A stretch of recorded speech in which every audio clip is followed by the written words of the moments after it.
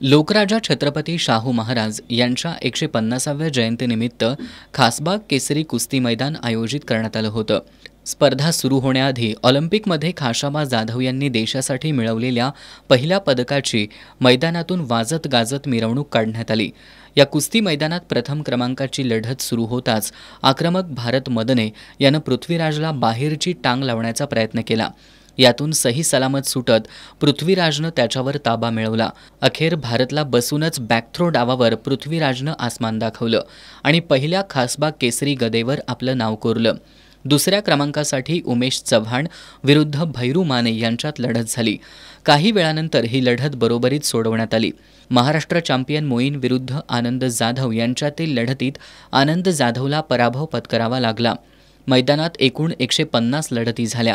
महिलांच्या लढतीत साक्षी सलगर, देविका गेजगे, तृप्ती गुरव, अंकिता जाधव, शारदा माळवी, स्नेहल पाटील, ईश्वरी होलमुखे, आराधना नाईक यांनी आपापल्या प्रतिस्पर्ध्यांवरती विजय मिळवले।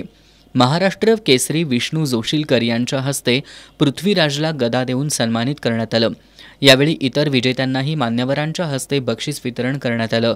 याप्रसंगी हिंदकेसरी संतोष वेताळ, एसीबीचे उपअधीक्षक सरदार नाळे, पैलवान बाबा महाडिक, शाहू विजयी गंगावेश तालमीचा पैलवान संग्राम कांबळे, डॉक्टर मेघा कांबळे, रणजित जाधव, पैलवान गुंडाजी पाटील, आदिल फरास, पद्मश्री मुरलीकांत पेटकर, मारुती जाधव, अजित नरके आदी उपस्थित होते।